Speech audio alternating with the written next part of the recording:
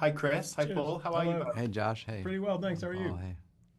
Yeah, great. Thank you. And awesome to be able to talk to you for this show. And, as a big Mhm. sci-fi fan, I know that this genre can sometimes get bogged down in mythology and Hmm. being overly serious. So, Hmm. how important was it for you both to bring some humor into this genre and do something very different with this series? Um, it was such a core part of the novel, and such a great literary character. It was being expressed through sci-fi, but there was no way to do it without humor. I mean, that would be a complete travesty. That would be like trying to cure the patient by removing its heart and not putting anything in. But I think that the humor is also what provides it with sort of realism in the midst of the crazy sort of science fictional world that it's in. Yeah, I agree. I mean, I think a lot of sci-fi is very, very serious and dealing with weighty issues, and everyone seems to be clinically depressed before they shoot each Yeah, other. I mean, I think Star Wars was funny. People forget that there are a lot of really funny moments in the original Star Wars. And so it's not as though this is the only movie that is the only show that's kind of managed to be funny about sci-fi. But I think that nowadays we're used to seeing anything that's funny in sci-fi as a parody or a spoof or very broad. yeah. There's somewhere on the dial, like there's Hitchhiker's Guide to the Galaxy, which is obviously sort of on the extreme side of characterization, but there's weirdly some characters in it which ring a bell, and it's interesting. I think a really good book would be something about depression in science fiction, and because you can be clinically depressed and have a good sense of humor. We've proven it. Yeah, absolutely. And Chris, you mentioned Star Wars, obviously having worked on Rogue One. Hmm. Did you feel that prepared you in any way to come and tackle some of the more ambitious ideas in Murderbot? Yeah, well, I think that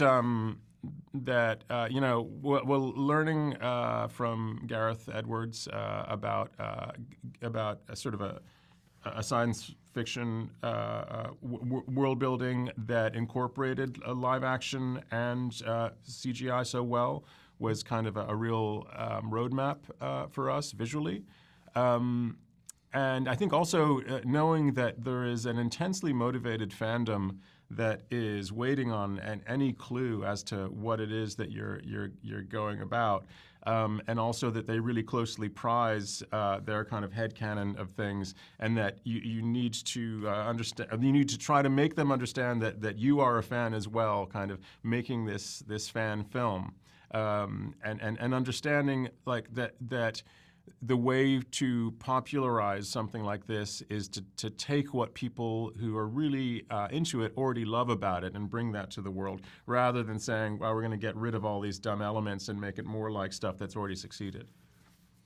Yeah, absolutely. That's so interesting. And of course, I know this series marks a reunion of sorts for you both after the amazing film About a Boy, as closest you've worked in Mm. some time. So, did you feel this was a very obviously very different material, but was this a very different collaboration given how many projects you've both worked on since then? I think it was going to require a lot more delegation at points to each other, just because it's just a vast amount of material to wrangle, right? It's sort of 5.5, 6 hours of filmed entertainment as opposed to two. So not everyone can be intensely focused on exactly every bit of it all the time because there's just so much to do. But otherwise, it was I think kind of quite similar. We were sort of adapting a really cynical but funny novel about someone who is distanced from humanity, and we had a great kind of third part of the triangle in Alex, the way that we had with Hugh, in the sense it was somebody who was deeply involved and incredibly smart, whom we were working with. Yeah, and I kind of took my intensity level from 11 down to 10. So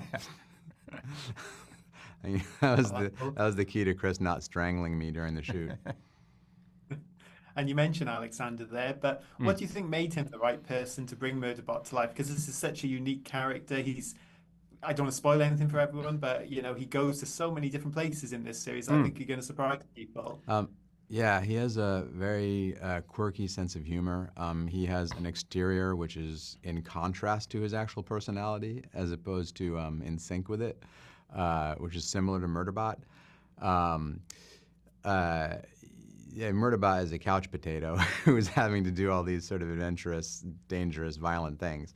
Um, and also, I think Alexander, like, you could see that, like, when he was a kid, if you were playing, like, with toy soldiers or something with him, he'd really believe that whatever was supposed to be happening is happening. Because that was his approach to going through the scripts with us, to all the visuals with us.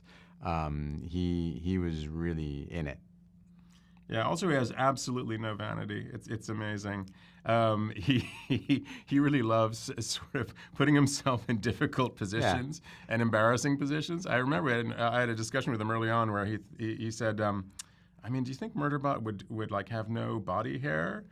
What do you think? And I said, well, listen, man, probably people won't necessarily notice. I mean, I'm sure it'd be like one iota more like a security unit if he didn't have any bodily hair. And he's like, yeah, I think I'm going to go get waxed. And so he would do that once every week for months, very painfully, until finally he said, look, I've got to get ready for my next part, and I'm supposed to play this really hairy biker. So do you mind if we play this last scene without my getting waxed? And that was the last time. Amazing. And Murderbot, talking Murderbot's appearance, he is a practical creation rather than CG. Was that always the plan for you both? You wanted to make sure he was a practical character rather than what you could have done maybe down the CG route? Mm-hmm. For me, I didn't know. Whoever seemed to know better than I, like Chris, whatever they thought was a good idea. But yeah, there's a lot of pieces built, actual prosthetics built that would be put on the actor and then kind of enhanced with VFX.